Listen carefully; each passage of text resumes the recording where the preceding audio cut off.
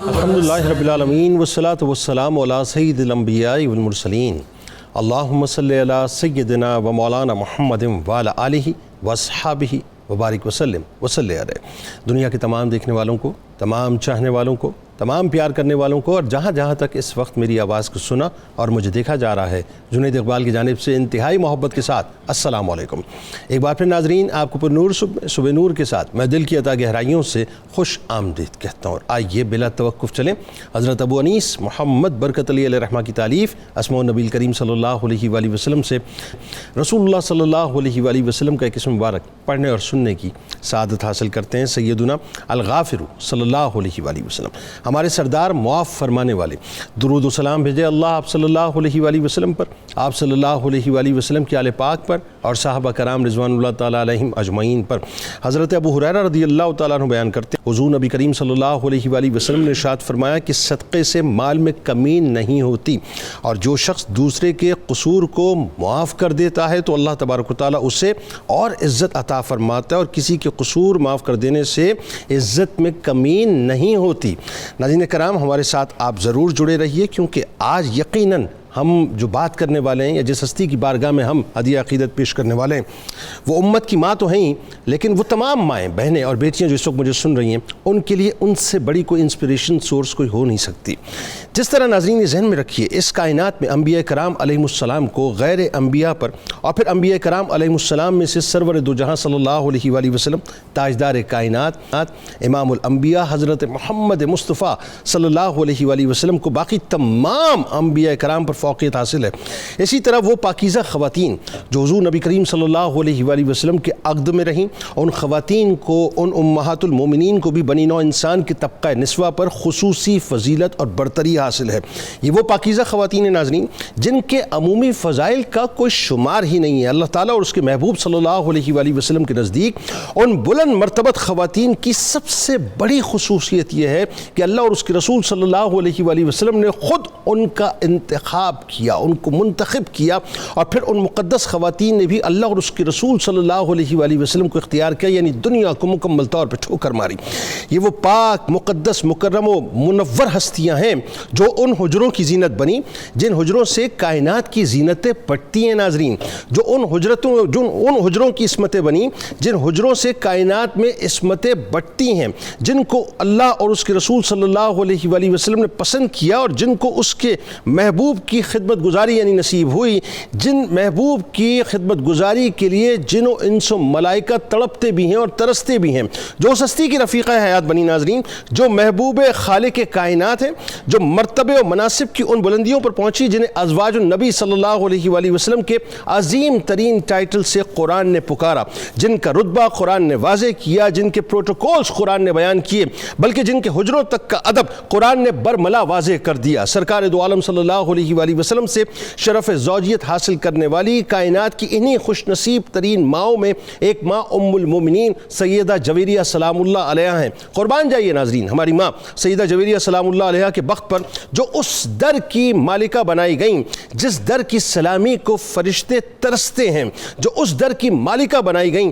جس در کے پروٹوکول ہمارے دلوں میں بستے ہیں، اور جو اس ہستی کی رفیقہ حیات بنائی گئیں جن کی ذات ہم گناہگاروں کے لیے باعث نجات ہے۔ کیا شان ہے ہماری ماں سیدہ جویریہ سلام اللہ علیہ کی کہ جن کو پہلے خواب کے ذریعے بشارت دی گئی کہ اس کائنات کے چاند کی چاندنی ان کی حیات مبارکہ کو منور کرنے والی ہے۔ پھر وہ وقت آیا ناظرین جب آپ سلام اللہ علیہ قدرت کا انتخاب بن کر اسلام کے نور سے منور ہو کر حرم نبوی صلی اللہ علیہ وآلہ وسلم کی زینت بنی۔ پھر کیا برکت ہے ہماری ماں کے وجود پاک کی کہ آپ کے سبب آپ کے تمام بہن بھائی اور والد دولت اسلام سے مالا مال ہوئے۔ اور بات یہاں تک نہ رکی ناظرین، بلکہ آپ سلام اللہ علیہ اپنی قوم کے حق میں اس قدر بابرکت ٹھہری کہ ان کے سبب بنو مستلق کے تمام گھرانے والے آزاد کر دیے گئے۔ ناظرین کرام، ہماری ماں سیدہ جویریہ سلام اللہ علیہ نے ظاہری حسن کے ساتھ باطنی حسن سے بھی اللہ تبارک و تعالیٰ نے آپ کو خوب نوازا ہوا تھا، یعنی بنو مستلق کی سردار کی بیٹی تھی، پرورش انتہائی رکھ رکھاؤ کے ساتھ اور یوں کہیے کہ بڑے ناز و نام کے ساتھ ہوئی تھی۔ والد بھی ان کی ہر خوشی کو، ہر خواہش کو مقدم رکھتے تھے، اور جو کہتی تھی اسے سے پورا کرتے تھے، مگر حرم نبوی صلی اللہ علیہ وآلہ وسلم میں تشریف آوری کے بعد اپنے آپ کو اللہ اور اس کے رسول صلی اللہ علیہ وآلہ وسلم کی منشا اور ان کی مرضی کے مطابق اس طرح مکمل طور پر سپرد کر دیا کہ اس رنگ میں ڈھل گئیں جو رنگ اللہ اور اس کے رسول صلی اللہ علیہ وآلہ وسلم کا رنگ ہے۔ پھر حرم نبوی صلی اللہ علیہ وآلہ وسلم کی شان بن کر اس فقر محمدی کو اختیار کیا جو فقر اختیاری تھا۔ ناظرین کرام، آپ سلام اللہ علیہ کو اللہ تبارک و تعالیٰ نے بے انتہا خوبیوں سے نوازا تھا۔ آپ بہت شیریں کلام تھیں، بڑی زاہدہ تھیں، متقیہ تھیں، راست باز تھیں، عبادت گزار تھیں، قناعت پسند تھیں، مجسمہ صبر و رضا تھیں اور بہت ہی بردبار اور حلیم طبیعت کی مالک تھیں، جود و سخا کی مالک تھیں۔ عجز و انکساری آپ کی شخصیت کے اندر رچی بسی ہوئی تھی۔ اخلاص، ایثار، ذکر و تلاوت میں آپ یکتا تھیں، یعنی یوں سمجھ لیجئے کہ یہ سب خوبیاں رسول اللہ صلی اللہ علیہ وآلہ وسلم کی بدولت اور ان کے تعلق سے آپ کے اندر نکھر کر سامنے آ گئی تھی۔ حضرت جویریہ سلام اللہ علیہ ناظرین رسول کریم صلی اللہ علیہ وآلہ وسلم سے بے انتہا محبت بھی کرتی تھیں اور بے انتہا ان کا اکرام بھی کرتی تھیں، بلکہ یوں کہیے کہ اپنی جان کائنات پر نشاور کیا کرتی تھی۔ نفلی روزوں اور نمازوں کا بے انتہا اہتمام کرتی تھیں اور رسول کریم صلی اللہ علیہ وآلہ وسلم بھی ان کا بے انتہا خیال رکھا کرتے تھے۔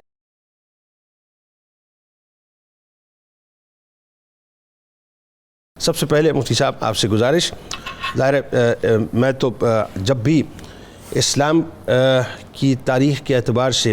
کسی بھی خاتون کا تذکرہ پاک ہو جو اسلام کے آسمان کے اوپر ستارے کی مانند جگمگاتی ہوں، تو میں گزارش کرتا ہوں خاص طور پہ ماؤں سے اور بیٹیوں سے کہ وہ تو بیٹھ کے اس پروگرام کو لازمی سنیں، کیونکہ آج سب سے بڑی انسپریشنل سورس جو ہے وہ یہی ہستیاں ہمارے لیے بنیادی طور پہ ہونی چاہیے۔ خدا اس کے کہ جب امہات المومنین کی بات آئے تو میرا خیال ہے سب سے پہلے ہم جیسے اسٹوڈنٹس کو، سننے والوں کو امہات المومنین کا مطلقاً جو مقام و مرتبہ ہے اس کو سمجھنا بھی بہت ضروری ہے کہ ہر ایک ماں کی اپنی ایک ظاہر حیثیت اہمیت تو اپنی جگہ، لیکن مطلقاً کیا مقام ہے، کیا مرتبہ ہے، اور خاص طور پہ جو ان کی انفرادیت ہے اس پہ ذرا بات کیجیے۔ بسم اللہ الرحمن الرحیم۔ جنید بھائی، آپ نے بہت اہم سوال اٹھایا ہے۔ اس وقت جو بے راہ روی ہے اور جدیدیت سے متاثر ہو کر ہماری بیٹیاں، ہماری نئی نسل جو اسلام کے روشن راہ سے دور ہوتی چلی جا رہی ہیں، اس تناظر میں آج بہت ضرورت بڑھ چکی ہے کہ امہات المومنین کا روشن کردار سامنے لایا جائے اور ہماری مائیں، بہنیں، بیٹیاں، ہماری نسل ان کو فالو کرے۔ اور کیوں نہ فالو کرے؟ ہمارے دین حق نے ان امہات المومنین کو تمام خواتین عالم کے لیے ماڈل اور نمونہ قرار دیا ہے۔ ان کے اسوے پر چلنا دنیا و آخرت میں کامیابی کی ضمانت ٹھہرا دی ہے۔ امہات المومنین کا سب سے بڑا شرف یہ ہے کہ اللہ رب العزت نے انہیں اپنے حبیب کی زوجیت میں، ان کی بیوی بننے کا، ان کے حرم قدس میں آنے کا اور ان کی رفیقہ حیات بننے کا شرف عطا کر دیا۔ یہ ایک ایسا شرف ہے کہ اس شرف کی مثال کوئی نہیں، اس شرف کی قیمت کوئی نہیں۔ یہ اللہ رب العزت کا فضل ہے جو اللہ نے ان خواتین پر فرمایا ہے۔ یہ خواتین اس لیے امپورٹنٹ ہیں کہ اللہ رب العزت نے قرآن مجید میں دو جگہ ان کو ازواجن، ایک جگہ فرمایا کل ازواج کا، ازواج کا فرما کر اللہ تعالیٰ نے خود ان کے لیے لفظ زوج اور بیوی استعمال فرمایا۔ اسی طرح اللہ تعالیٰ نے ان سے براہ راست کلام کا شرف بھی انہیں بخشا۔ یا نساء النبی، انہیں خطاب سے یاد فرمایا اور ان کا مرتبہ بڑھا دیا کہ اللہ ان سے خود کلام فرما رہا ہے۔ رسول اللہ صلی اللہ علیہ وسلم کی دائمی رفیقہ حیات ہونے کا شرف بھی انہیں حاصل۔ سبحان اللہ۔ اور یہ خاص انفرادیت ہے، نہ صرف اس جہان میں بلکہ اس جہان میں بھی رسول اللہ صلی اللہ علیہ وسلم کے حرم پاک میں انہیں رہنے کا شرف حاصل ہوگا۔ امہات المومنین، یہ لفظ دیکھیے، مومنین کی مائیں، یہ بھی ٹائٹل پوری امت بلکہ پوری انسانیت میں صرف ان خواتین کے لیے خاص ہے۔ سبحان۔ اور ہم اپنے پرسپیکٹیو میں دیکھیں تو کیسی حلاوت ہے اس ٹائم۔ وازواجہ امہات، اللہ تعالیٰ نے خود ان کو تمام مومنین کی ماں ٹھہرا دی۔ دیکھیے جنید صاحب، کوئی شخص فوت ہو تو فوتگی کے بعد اس کی بیوی کو بعد از عدت یہ اجازت ہے جہاں چاہے نکاح کر سکتا ہے، لیکن امہات المومنین چونکہ تمام مومنین کی مائیں ہیں، لہٰذا کوئی شخص اس قابل ہے ہی نہیں کہ ان کے نکاح میں آ سکے۔ اس لیے اللہ رب العزت نے محبوب علیہ السلام کے بیوی ہونے کے شرف کو رسول اللہ کے وصال کے بعد بھی قائم رکھا اور مومنین کی مائیں قرار دے کر اس طرح کا کوئی حصہ امت کے لیے نہیں رکھا۔ اسی طرح یہ ازواج مطہرات کی ایک تخصیص یہ ہے کہ ان کے حجروں میں وحی الہی کا نزول ہوتا تھا۔ سبحان اللہ، تھوڑا سا امیجن کریں کہ رسول اللہ ان کے ہاں بیٹھے تشریف فرما ہے اور قرآن کا نزول ہو رہا ہے۔ اور ایک شرف جنید صاحب یہ بھی ہے،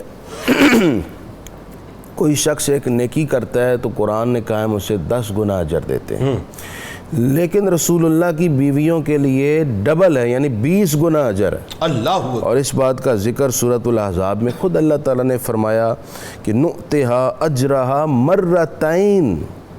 وَأَعْتَدْنَا لَهَا رِزْقًا كَرِيمًا، اللہ، کہ ہم ان کو 2 گنا اجر دیں گے ان کی نیکی پر۔ سبحان اللہ، یعنی عام لوگوں کے لیے 10 نیکیاں، ان کے لیے 20 نیکیاں۔ اللہ اکبر۔ اور پھر رزقاً کریم کہہ کر یہ بھی فرمایا کہ آخرت میں ان کے لیے ہم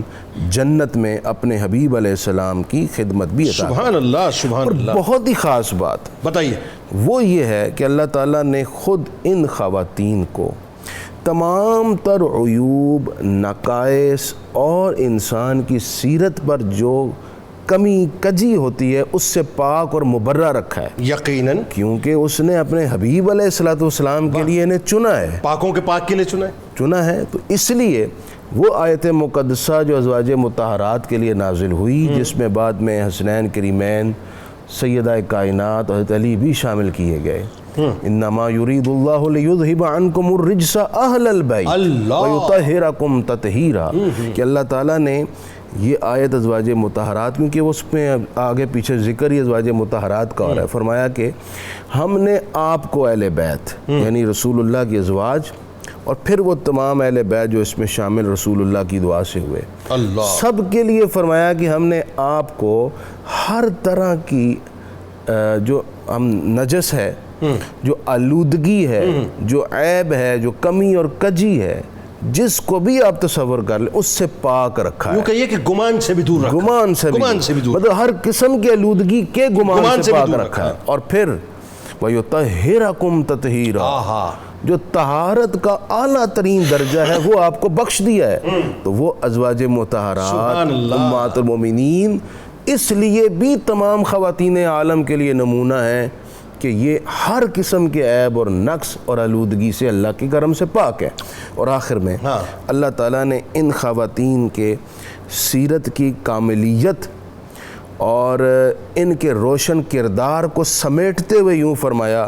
لستن کاحد من النساء، میرے حبیب کی بیویوں تم جیسا ہے ہی کوئی نہیں۔ اللہ اکبر، یہ کتنا بڑا شرف ہے۔ واہ، اور شاید یہی وجہ ہے کہ رسول کریم صلی اللہ علیہ وآلہ وسلم کو پھر اللہ تبارک و تعالیٰ نے فرمایا، اگر میں غلط نہیں مجھے کریکٹ کیجئے گا، کہ ان کے بعد پھر آپ کسی اور سے نکاح نہیں کر سکتے، ہے نا؟ بالکل ایسا ہی ہے، یعنی یہ سلیکشن اللہ نے کر دی، بس یہی سلیکشن آپ کے لیے یہاں بھی ہے اور وہاں بھی ہے۔ ایک بات جو ہے یہ بھی عرض کر دوں، آیت تخییر جب نازل ہوئی، جی کہ اپنی ازواج کو اختیار دے دیں، یہ بھی ایک فقہی مسئلہ ہے، میں اس طرف نہیں جاتا کہ اس سے کس طرح طلاق بائنہ ہوتی ہے اگر عورت اپنے نفس کو اختیار کر لے۔ رسول اللہ نے سب سے پہلے عائشہ صدیقہ کو یہ آیت سنائی، ٹھیک، اور فرمایا کہ اپنے والد سے مشورہ کر لیں، فیصلہ کرنے میں جلدی نہ کرنا۔ تو ام المومنین نے برجستہ جواب دیا، یا رسول اللہ اس میں کیا مشورہ کرنے والی بات ہے، میں اپنی جان سے بڑھ کر اللہ اور اس کے رسول کو عزیز سمجھتی ہیں۔ اور یہی جواب پھر تمام ازواج کا تھا اور سب کا انسٹنٹ جواب۔ اس سے اندازہ لگائیے وہ کتنی مخلص، وفادار اور رسول اللہ سے کمال محبت کرتی تھی۔ اچھا، اب اس میں یہ بات تو طے ہو گئی اور اس میں کوئی دوسری رائے نہیں ہے، یہ ایکچولی سننے والوں کے لیے خاص طور پہ یہ بنیادی مقدمہ اس لیے ضروری تھا۔ آج بدنصیبی یہ صاحب، بدنصیبی کیا ہے صاحب، ہمارے اپنے اعمال ہیں جو ہم بور ہیں، اور میں تو سچی بات اس بار میں بڑا کنسرن ہو گیا ہوں، اور میں تو بارہا مطلب جو ہے نا وہ ریاست سے بھی گزارش کرتا ہوں کہ سائبر کرائم کے حوالے سے جو ہے نا ہمیں باقاعدہ اس پہ ایکٹیو ہونا چاہیے اور اس پہ کام کرنا چاہیے، کیونکہ اب جس طرح سے بلاسفیمیز ہو رہی ہیں نا صاحب، اس میں خاص طور پہ یہ جو سوشل میڈیا پہ جو مطلب اکاؤنٹس لوگوں کے کھلے ہوئے، اس پہ بہت مطلب جو ہے وہ طوفان بدتمیزی بپا ہو گئی، اور اس پہ ظاہر حکومت پاکستان اگر اب اسٹیپ نہیں لے گی تو یہ اب ایک ایسی آگ ہے جو ہر جگہ گلی چوراہے پہ جو ہے وہ کھڑی ہوئی ہے، تیار کھڑی ہوئی ہے بالکل. یعنی یہ طے ہو گیا جیسا آپ فرما رہے ہیں کہ حضرت خدیجہ الکبریٰ سلام اللہ علیہ سے لے کے حضرت ماریہ قبطیہ سلام اللہ علیہ تک جتنی بھی ازواج حرم نبوی صلی اللہ علیہ وسلم میں تشریف لائیں، سب معتبر ہیں، سب مقدس ہیں، سب محترم ہیں، اس میں کوئی تخصیص نہیں ہے. اب آئیے، چونکہ آج ذکر پاک ہے حضرت جویریہ سلام اللہ علیہ کا، ان کا انٹروڈکشن خوبصورت سا، اور جو ابتدائی حالات تھے آپ کے وہ کیا تھے، اور اگین وہی بات،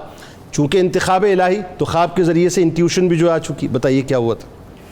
سبحان اللہ. ام المؤمنین سیدہ جویریہ رضی اللہ تعالی عنہا سلام اللہ علیہا، آپ کے حوالے سے آج ہم آپ کی خدمت میں حاضری کے لیے یہ چند کلمات عرض کر رہے ہیں. اور قبلہ مفتی صاحب نے نہایت خوبصورت انداز میں عمومی طور پر ان مبارک اور متبرک ہستیوں کے بارے میں جو ان کے امتیازی خواص اور خصوصیات اور خصائص بیان فرمائے، یقیناً ہمارے لیے، ہمارے معاشرے کے لیے، اور بالخصوص معاشرے کی خواتین کے لیے، ان کی عصمت اور پاکیزگی کے لیے یہ بہت بنیادی اصول ہے.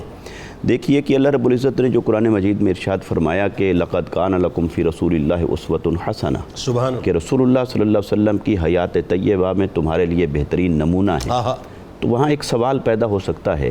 کہ بہت سارے معاملات مردوں اور عورتوں کے باہم مختلف ہوتے ہیں، تو مردوں کے لیے تو کامل نمونہ آقا علیہ السلام کی ذات طیبہ ہو گئی ہر اعتبار سے، تو خواتین کے لیے آقا علیہ السلام کا وہ فیض جسے اسوہ حسنہ کہا جائے وہ کس صورت میں پہنچا؟ واہ! تو وہ آقا علیہ السلام کے اسوہ حسنہ ہونے کا فیض خواتین تک ایک واسطے کے ذریعے سے پہنچا ہے. وہ واسطہ امہات المؤمنین ہیں اور بنات مصطفیٰ ہیں. کیا کہنا ہے؟ گویا کہ آقا علیہ السلام کی ہی سیرت کی تصویر امہات المؤمنین اور سیدہ کائنات سمیت بنات محمدی صلی اللہ علیہ وسلم، ان کی صورت میں امت کی خواتین کو جو اسوہ پہنچتا ہے وہ یہ ہستیاں ہیں جو وسیلہ اور واسطہ ہیں. یعنی یوں کہیے کہ سلطنت محمدیہ صلی اللہ علیہ وسلم کی جتنی ملکائیں ہیں جی اور جتنی شہزادیاں ہیں وہ ہمارے لیے رول ماڈل ہیں. تو گویا کہ اولاً تو آقا علیہ السلام کی ذات ہی سب کچھ ہے، مگر خواتین کو بہت سارے معاملات میں امہات المومنین اور بنات مصطفیٰ صلی اللہ علیہ وسلم کی دہلیز سے گزر کر سیرت محمدی صلی اللہ علیہ وسلم تک پہنچنا ہوتا ہے. سبحان اللہ. تو اس ضمن میں جب ہم امہات المومنین کا تذکرہ کرتے ہیں تو آج ذکر مبارک ہے حضرت ام المومنین سیدہ جویریہ، یا تلفظ یوں بھی پڑھا جاتا ہے جویریہ. ٹھیک ہے. آپ کی جو سیرت مبارکہ ہے، جب ہم آپ کی طرف دیکھتے ہیں تو آپ کے مختصر تعارف کی طرف چند کلمات عرض کرتا ہوں. پہلی بات تو یہ ہے کہ آپ کی ولادت مبارکہ جو ہے اس کے بارے میں معروف روایت یہ ہے کہ آقا علیہ السلام کے اعلان نبوت، یا جسے بعثت کہا جاتا ہے، اظہار نبوت کہیں، اس سے 2 سال قبل آپ کی ولادت مبارکہ ہوئی ہے. اور آپ بنو خزاعہ جو قبیلہ ہے اس کی شاخ مستلق سے آپ کا تعلق ہے. اور آپ کے والد گرامی کا نام حارث بن ابی درار، جو اولاً تو اسلام نہیں لائے تھے، اور جو غزوہ ہوا اس غزوہ کے نتیجے میں بعد ازاں پھر آپ ہی کی وجہ سے وہ دائرہ ایمان میں داخل ہوئے، جس کی تفصیل انشاءاللہ بھی ہم اس پروگرام کے ذریعے پیش کریں گے. مگر یہ کہ وہ حارث بن ابی درار وہ آپ کے والد گرامی ہوئے، اور انہوں نے آپ کا نام مبارک رکھا اولاً برہ. اور برہ کا مطلب ہوتا ہے نیک اور بہت پاک باز. تو نام مبارک جیسا تھا ویسی ہی آپ کی سیرت تھی، ویسی ہی آپ کی شخصیت تھی، اور ویسا ہی اللہ تعالیٰ نے آپ کے اخلاق مبارکہ کو بنایا. تو جب آپ آقا علیہ السلام کے حرم مبارک میں تشریف لاتی ہیں تو آقا علیہ السلام ان کا نام مبارک تبدیل فرماتے ہیں، اور برہ سے آپ نے نام مبارک تبدیل فرمایا جویریہ. اب اس کے اندر اخلاقی طور پر سبق دیا جا رہا تھا کہ اپنے آپ کو یوں نہ کہا کرو، بے شک آپ ایسے ہی کیوں نہ ہوں. یعنی آپ دیکھیے کہ ان کے ذات میں تو ایسا نہیں ہے کہ بر، نیکی یا نیک بازی یا پاک بازی کے جتنے تقاضے ہوں ان کا اعلیٰ نمونہ اور اعلیٰ مثال تو آپ ہی ہیں۔ اس کے باوجود بھی آقا علیہ السلام نام مبارک تبدیل فرما رہے ہیں، تو وہ تعلیم امت کے لیے، تو اس سے آقا علیہ السلام کے طرز تعلیم اور طرز تربیت کا اندازہ ہوتا ہے کہ آپ اپنے گھرانے سے اور اپنے اہل و عیال سے مثال قائم فرما کے معاشرے کی اصلاح فرما رہے تھے۔ تو آقا علیہ السلام نے پھر خواب، جس کا آپ نے ذکر فرمایا، تو آپ کا پہلا نکاح تو ہو جاتا ہے اسی بنو خزاعہ قبیلے کے ایک شخص سے، صفوان، ان کے بیٹے مصافے کے ساتھ آپ کا نکاح مبارک ہو جاتا ہے۔ اور جو یہ نکاح ہوتا ہے تو وہ کفر پر تھے، اور آپ رات کو خواب دیکھتی ہیں ایک، اور خواب میں دیکھتی ہیں کہ یثرب جو آقا علیہ السلام کی تشریف آوری سے مدینہ بنا، تو وہاں سے چاند نکلتا ہے اور آپ کی گود میں آتا ہے، اور آپ صبح اٹھتی ہیں، جو ہی خواب سے بیدار ہوتی ہیں اس خواب کی کیفیت کو اپنے اوپر محسوس کرتی ہیں، یعنی حشاشت اور بشاشت، یعنی وہ خواب کھل جاتا ہے آپ کے سامنے۔ اور یہ صالحین نے یہ بات بیان فرمائی کہ یہ سچے خواب کی نشانیوں میں سے ایک نشانی ہے کہ اس کی کیفیت آپ جسمانی طور پر، قلبی طور پر محسوس کرتے ہیں، یعنی روحانی طور پر محسوس کرتے ہیں۔ اور پھر ایک آخری بات اس میں یہ بھی عرض کر دوں کہ اس خواب کی تعبیر بھی انہوں نے خود سے کر لی، اور اس کو مسکراتی رہی، کیونکہ وہ اس نعمت کو ظاہر نہیں کرنا چاہتی تھی کہ کوئی حسد نہ کرے، کوئی رکاوٹ نہ بنے، تو خود سے اس کو محسوس کیا اور اس خواب کی تعبیر کی، اور اس کے انتظار میں رہیں حتیٰ کہ اللہ نے آپ کو خواب کی تعبیر عطا بالکل۔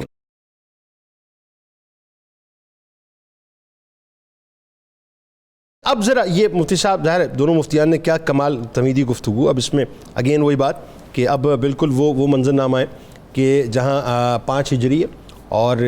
اگین وہی بات کہ اللہ تبارک و تعالیٰ کی جو یہ قدرت کی بنت ہے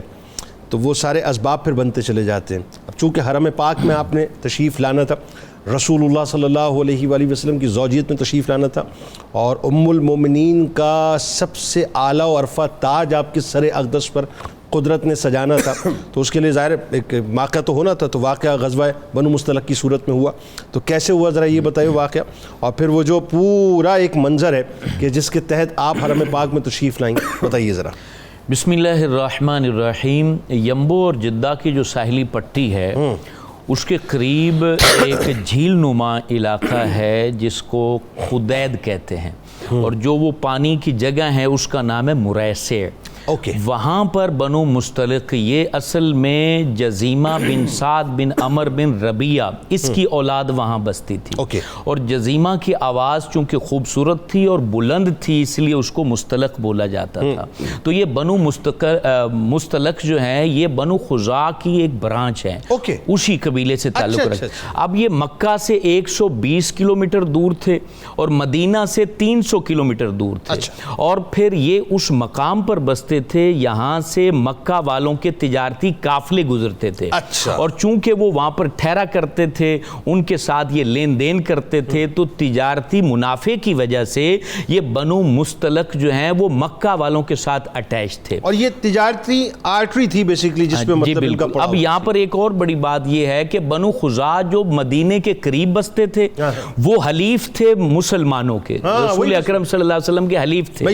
یعنی ان کے ساتھ جڑے ہوئے تھے۔ اب یہ ان کی برانچ تھی، اور یہ مکے والوں یعنی مسلمانوں کے خلاف تھے اور مکے والوں کے ساتھ جڑے ہوئے تھے صرف اپنی تجارت کی وجہ سے۔ اب چونکہ حضور علیہ السلام، لیکن میرا خیال ہے اگر میں غلط نہیں تو یہ تو 6 ہجری میں جا کے جو ہے اپنا صلح حدیبیہ ہو رہی ہے نا،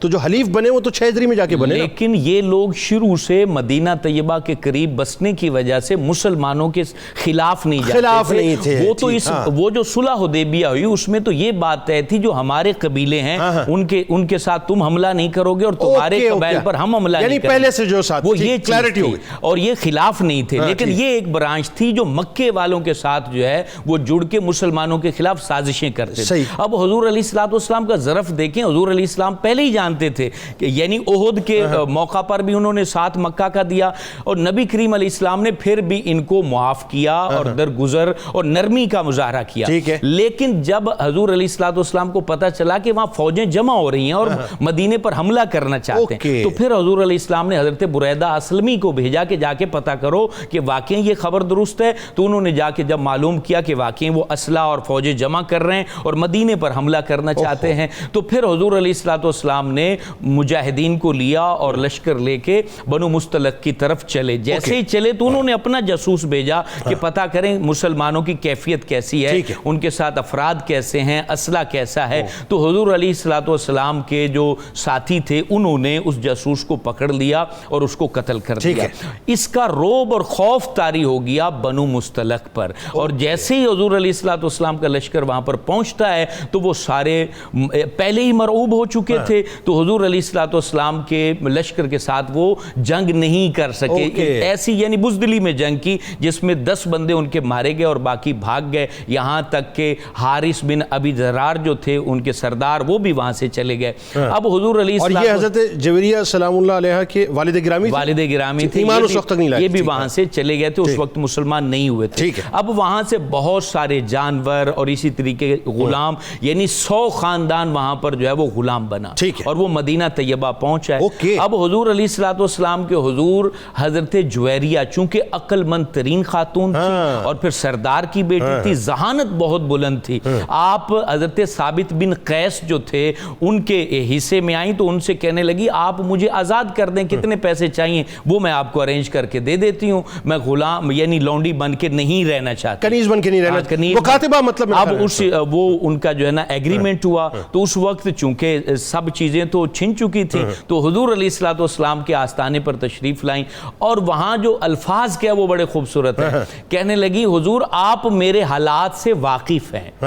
یعنی وہ جانتی تھی کہ کیا صورتحال ہے, کیا کیفیت ہے, آپ پر میرا معاملہ چھپا ہوا نہیں ہے. یہ ام المومنین نے بتا دیا کہ نگاہ نبوت بہت بلند ہوتی ہے, یعنی حرم پاک میں تشریف آورے سے پہلے جو ہے اس بات پہ ایمان تھا کہ غیب کا سارا علم آپ کو ہے, سارا علم ہے, اور کہا کہ حضور آپ میرے حالات سے واقف ہیں, میں نے اتنے پیسے میں مکاتبت کی ہے حضرت ثابت بن قیس کے ساتھ, وہ آپ ادا فرما دیجئے. حضور علیہ الصلوۃ والسلام نے وہ ادا کر دیے. اتنے میں ان کے والد حارث بن ابی ذرار بھی وہاں پر پہنچ گئے اپنی بیٹی کو آزاد کروانے کے ارادے سے, اور انہوں نے سامان بہت سارا لدا ہوا تھا, اور 2 اونٹ ان کے جو انتہائی قیمتی تھے ان کو پیچھے یعنی مقام عقیق پر, وادی عقیق پر انہوں نے اس کو چھپا دیا تھا. اب جیسے ہی حضور علیہ الصلوۃ والسلام کے پاس آئے, کہا کہ آپ یہ سامان لے لیجئے اور میری بیٹی کو جو ہے آپ میرے سپرد کر دیجئے. کہا میاں سامان کی تو بعد میں بات کریں گے, جو 2 اونٹ وہاں پر چھپائے ہیں وہ کیوں چھپا کر آئے ہو؟ تو کہنے لگے حضور اس کا تو کسی کو علم نہیں ہے, آپ کو کس نے بتایا ہے؟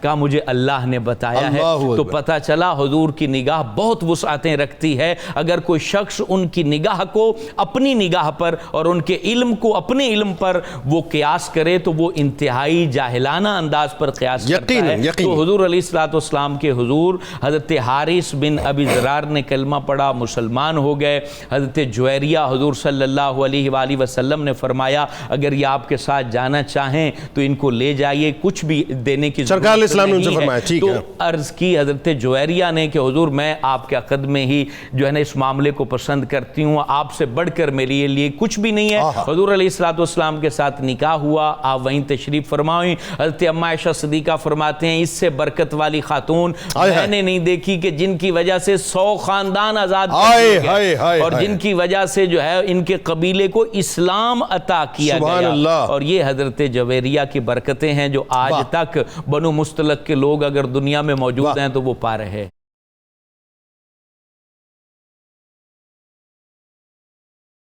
کتاب الشفا, رنج و غم سے نجات, فرمان رسول صلی اللہ علیہ وسلم, جو شخص صبح و شام 3 بار آخری 3 صورتیں سورہ اخلاص, سورہ فلق, سورہ ناس پڑھے گا, اللہ تبارک و تعالیٰ اسے ہر طرح کے مصائب و آلام سے محفوظ و مامون رکھے گا. حضرت علی کرم اللہ وجہ الکریم کا کمال قول مبارک ہے کہ اگر کوئی تم سے امید رکھے تو اسے مایوس مت کرو, کیونکہ لوگوں کی امیدوں کا تمہارے ساتھ وابستہ ہونا تم پر اللہ کی رحمت کی علامت ہے. سرکار سے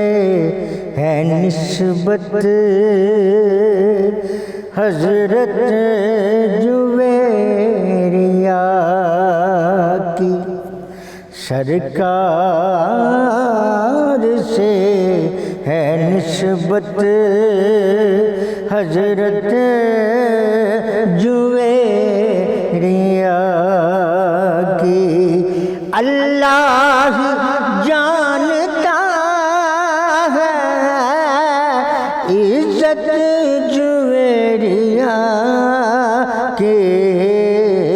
سرکار سے ہے نسبت حضرت جویریہ کی، وہ مومنوں کی ماں ہیں، قرآن کا فیصلہ ہے، وہ مومنوں کی ماں ہیں،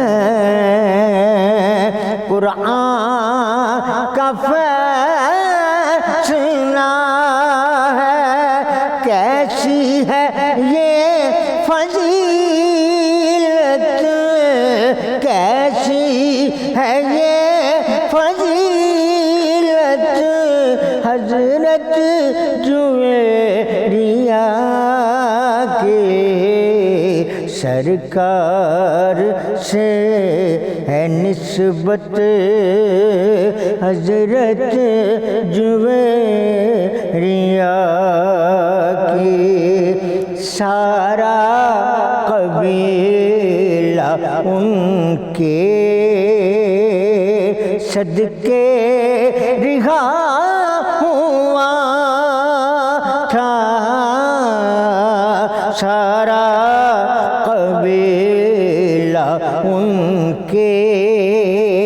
صدقے رہا ہوا تھا۔ پہنچی سبھی کو رحمت حضرت جویریہ کے سرکار سے ہے نسبت حضرت جویریہ کی۔ ساجد کنیز زادہ ابن غلام کا، ساجد کنیز زادہ ابن غلام ان کا، کیسے کرے یہ مدحت، کیسے کرے یہ مدحت، حضرت جویریہ کے سرکار سے ہے نسبت حضرت جویریہ کی۔ اللہ ہی جانتا ہے عزت جویریہ کے سرکار سے ہے نسبت حضرت جویریہ